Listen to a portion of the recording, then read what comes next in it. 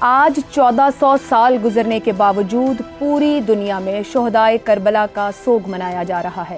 کہیں ماتم ہے تو کہیں گریہ ازاری، کہیں مجالس ہیں تو کہیں ذکر حسین علیہ السلام اور جانثاران حسین کی محفلیں برپا ہیں۔ حسینیت پورے جاہو جلال سے زندہ و پائندہ ہے، جبکہ یزیدیت شرمندہ اور روبہ زوال ہے۔ وقتی مصلحتوں اور جاہو جلال کی خاطر اصولوں کی قربانی بڑی عارضی ہوتی ہے۔ ابدیت اور عزت حق اور سچ کی ہوتی ہے۔ یہی کربلا کا پیغام ہے۔ کربلا کے شہیدوں کی لازوال قربانیوں نے حسینیت کو زندہ رکھا ہے، چونکہ حسینیت ایک استعارہ ہے، قربانی کا، ایثار کا، جرت کا، صبر و رضا کا، حریت فکر اور جانثاری کا، علم و حلم اور بلند کرداری کا، دین کی پاسبانی اور ملت کی ساجداری کا، شجاعت اور بہادری کا، حق اور اصولوں کی پاسداری کا، اپنے نانا کے دین سے وفا اور بلند کرداری کا۔ سیدنا حسین علیہ السلام نے اپنی اور اپنے خاندان کی قربانی دے کر اسلام کو بچایا بھی اور اسے زندہ بھی رکھا، جبکہ یزید کا نظریہ اور فلسفہ جلد ہی گہنا گیا بلکہ ڈوب گیا۔ آج یزیدیت ندامت، ناکامی، ہزیمت و جبر اور فسق و فجور، تکبر و نخوت اور ظلم و استبداد کا ایک استعارہ اور نشان ہے۔ امام حسین رضی اللہ تعالیٰ عنہ شہید ہو کر امر ہو گئے اور یزیدیت وقتی فتح کے باوجود فنا اور غرق ہو گئی۔ یہی پیغام کربلا ہے۔ حضرت امام حسین علیہ السلام کی اس عظیم الشان قربانی کے بہت سے تقاضے ہیں جنہیں ہم سب کو پورا کرنا چاہیے۔ آج امت مسلمہ تفرقہ بازیوں میں پڑی ہوئی ہے۔ مسلمان ایک دوسرے کے خون کے پیاسے ہو رہے ہیں۔ نواسہ رسول، جگر گوشہ بطول، حضرت امام حسین علیہ السلام نے جس عظیم مقصد کے لیے قربانی دی، ہم اس مقصد کو بھول کیوں رہے ہیں؟ پاکستان سمیت آج دنیا کے کتنے مسلمان معاشرے ہیں جہاں پر رواداری، فرقہ وارانہ ہم آہنگی، مساوات، ایمانداری، حکمرانوں کی جواب دہی، احتساب اور سب سے بڑھ کر انسانی حقوق کا نظام موجود ہے۔ اگر ان سوالوں کا جواب نفی میں ہے تو پھر کیا آج حسینیت کے پیغام کی روح پر عمل کرنا ہی ان تمام کے تمام مسائل کا حل نہیں؟ اسی پر گفتگو کریں گے۔ ہمارے ساتھ موجود ہیں افتخار احمد، ابصار عالم، زیغم خان اور عامر ضیاء صاحب آج ہمارے ساتھ پروگرام کا حصہ ہیں۔ عامر ضیاء صاحب بہت شکریہ آپ کا۔ اسی پورے صورتحال کیا کہا جائے، 1400 سال بعد بھی جب ہم کہتے ہیں کہ حسینیت زندہ ہے اور اس کے ساتھ ہم سب کو چلنا ہے اور یہی ہماری زندگی کا آگے بڑھنے کا راستہ اور طریقہ ہے، تو اسی پر سوال ہے اور آج مسلمانوں کے جو حالات ہیں وہ کیوں ہیں؟ حسینیت کے نام لیوا مسلمان معاشرے حسینیت کے پیغام پر عمل کیوں نہیں کر پا رہے؟ ابصار صاحب، میں نے کچھ باتیں آخر میں آ کے جو کہیں، ہمارے جو مسائل ہیں ہم اس طرف بڑھ کیوں نہیں پا رہے؟ تحریر زیادہ اور عمل کم ہے، اور کیا راستہ وہی ہے؟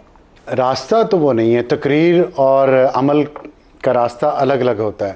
تقریر اس وقت ضروری ہوتی ہے جب آپ نے جنگ میں داخل ہونا ہو، اپنے ٹروپس کی، اپنے گروپ کی، اپنے گروہ کی حوصلہ افزائی کے لیے آپ ایک تقریر کرتے ہیں، اور پھر آپ جب جنگ میں جاتے ہیں یا عمل کے راستے پہ چلتے ہیں تو عمل کا راستہ مشکل ہوتا ہے۔ لیکن بدقسمتی سے ہمارے ہاں جو اشرافیہ ہے، اس اشرافیہ میں اور اس اشرافیہ میں جو یزید کے وقت تھی اس میں کوئی خاص فرق نہیں ہے، اور جو پاور پالیٹکس اس وقت شروع ہوئی وہی پاور پالیٹکس اب بھی جاری ہے، اور دنیا سیکھ گئی، دنیا ترقی کر گئی اور ہم پیچھے رہ گئے۔ ہم کیونکہ ماضی میں رہتے ہیں، ہم ماضی کی تقریروں میں رہتے ہیں، ماضی کے دھندلکوں میں رہتے ہیں، ماضی کے خواب دیکھتے ہیں، فیوچر کے خواب نہیں دیکھتے اب، اور اتنے ہم اس معاملے میں سمجھتا ہوں کہ اپنے آپ کو دھوکہ دیتے ہیں کہ ہمارے خطے میں یہ ایک پرابلم ہے، لیکن میں دیکھتا ہوں کہ ہمارے خطے کے ممالک دوسرے جو ہیں وہ بھی ہم سے بہتر ہونا شروع ہو گئے۔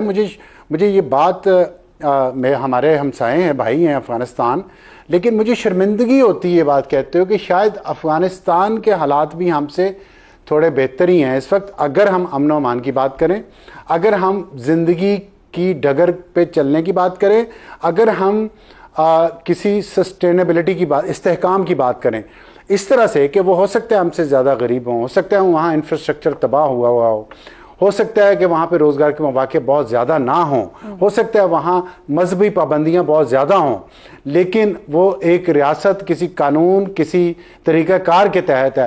یہاں پہ ہم نے مذہب کو ہتھیار بنایا ہوا ہے اپنے ذاتی گروہی مفادات کے لیے۔ مذہب کو، فرقہ واریت کو ہم فروغ دیتے ہیں، اور اس کی ڈھال اپنے سامنے رکھ کے ہم لوگوں کے حقوق، لوگوں کی زندگیاں کچل دیتے ہیں. ابھی دیکھ لیں اسلام آباد میں کیا ہو رہا ہے، فیض آباد میں دھرنا ہو رہا ہے. کیوں ہو رہا ہے دھرنا؟ اور آج تقریباً 10 مہینے بعد فلسطین کے آپ اسلام آباد کی آ کے سڑک بند کر لیں، مین آرٹری جو ہے، اور لاکھوں لوگوں کی زندگیاں مشکل میں ڈال دیں، جو لوگ اپنے گھروں سے روزگار کے لیے نکلتے ہیں. یہ کیا ہے؟ یہ کس لیے ہے؟ اور پھر یہ پہلے کیوں نہیں ہوا؟ اور پھر یہ اسی جگہ پہ کیوں ہوا؟ ابھی کچھ دن پہلے اسلام آباد میں ایک اور دھرنا، وہ بھی فلسطین کے نام پہ ہو رہا تھا. مطلب ان دھرنوں کا وہ یہاں پہ وہ بھی مین آرٹری اسلام آباد کی بند کر دی، یہاں بھی لاکھوں لوگوں کو تکلیف میں ڈالا گیا.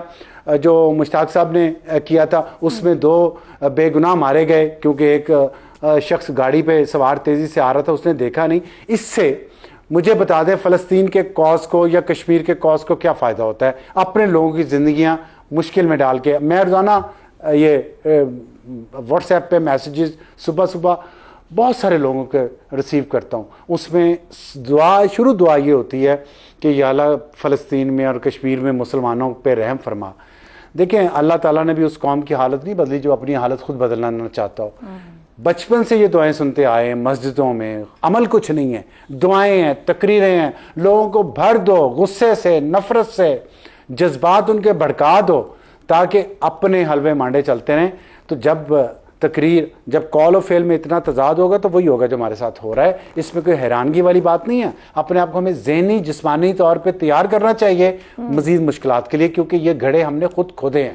ٹھیک ہے، جب ہم کہتے ہیں کہ ہم حسینیت کے ساتھ چلنے والوں میں ہیں تو وہاں قول و فعل کا تضاد نہیں تھا. عامر ضیاء صاحب، جو مسلمان معاشرے پہ خاص طور پر اپنے ہی معاشرے کی بات کر لیجیے، بنیادی اصول ہیں جو عدم رواداری اور عدم برداشت جو ہونی چاہیے، برداشت کریں، رواداری ہو، ہم اس کے الٹ چل رہے ہیں. بنیادی وجوہات کیا ہیں اور کیوں ہیں؟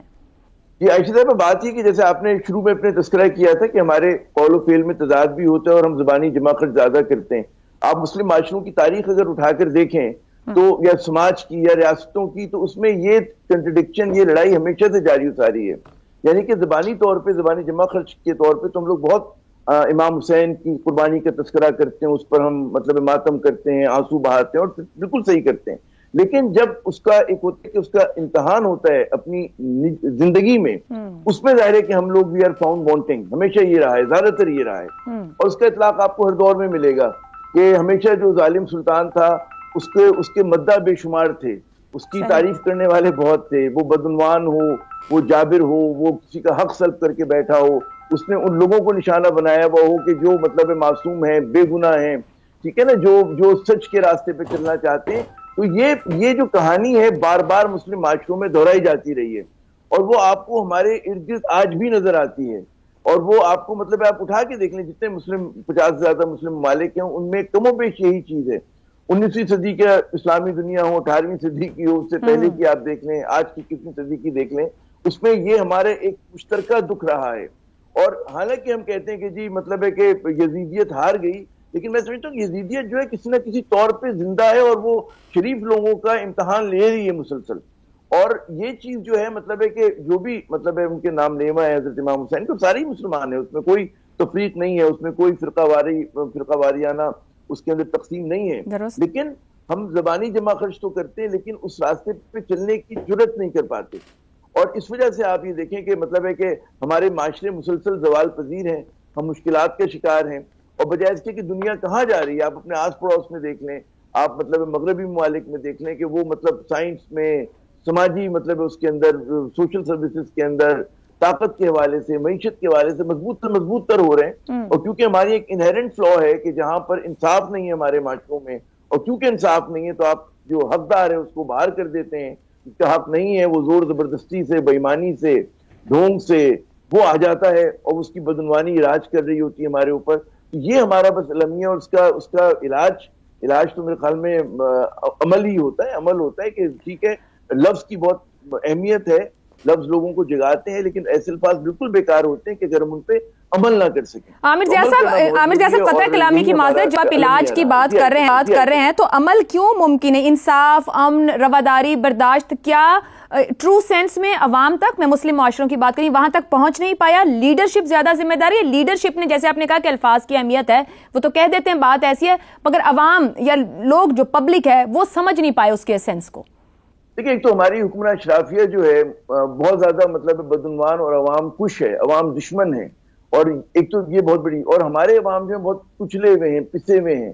پھر دوسری بات یہ کہ ہمارے یہاں پھر موقع پرستی آ جاتی ہے، ہمیں پتہ ہوتا ہے کہ جی غلط چیز ہو رہی ہے تو یا تم خاموش ہو جاتے ہیں، یا ہم مطلب تعاون کرنے لگتے ہیں ظالم کے ساتھ، اور ہم آج کل کیا نہیں دیکھ رہے ایسا ہو رہا ہے، بالکل ہو رہا ہے، ٹھیک ہے نا؟ تو یہ چیز جو ہو رہی ہے میں اس کو موقع پرستی انسانی کمزوری پہ کہ ہم ایک بہتر سماج تخلیق کرنے میں ناکام رہے ہیں۔ صحیح۔ اور بعض قومیں ہوتی ہیں کہ وہ جب ان میں اس طرح کے کانفلکٹ آتے ہیں، یورپ گزرا اس قسم کی کنٹرڈکشن سے کہ آپس میں انہوں نے ایک بار سول وار لڑائی لڑی اور اس کے بعد انہوں نے اپنے راستے کا تعین کر لیا۔ ہم لوگ ابھی تک راستے کا بھی تعین نہیں کر سکے، ہمیں پتہ بھی نہیں کہ ہمیں کہاں جانا ہے، ہم تھوڑا بہت جہاد کرتے ہیں پھر ہم دپک کے بیٹھ جاتے ہیں، حتیٰ کہ آپ دیکھیں مسئلہ کشمیر تک پہ، مسئلہ فلسطین پہ بھی مطلب ہے ہمارا، ہم ذرا سے فلرٹ کرتے ہیں پھر ہم پیچھے ہٹ جاتے ہیں، ہم نہ جنگ کی قیمت دینے کو تیار ہیں نہ ہم امن کی قیمت دینے کو تیار ہیں، ٹھیک ہے نا؟ تو وہ جو ایک ہماری اپنی منافقت ہے اور ہم سب کی ہے یہ، اس میں کوئی مطلب یہ نہیں کہہ سکتا کہ جی میں نہیں ہوں اور یہ شخص ہے، میرے خیال میں ہم سب موقع پرست ہیں کسی حوالے سے، زیادہ تر لوگ ہمارے، اور وہ چیز جو ہے فلمنگ ہمارا قومی کریکٹر مزاج کو ڈیٹرمن کر رہی ہے۔ درست ہو گیا، ہم بہتر سماج تشکیل دینے میں ناکام ہیں، عامر صاحب کہہ رہے ہیں، کیونکہ ہم خود کہیں نہ کہیں سبھی کا کوئی نہ کوئی کردار ہے کہ موقع پرست ہو جاتے ہیں، خاموشی اختیار کرتے ہیں۔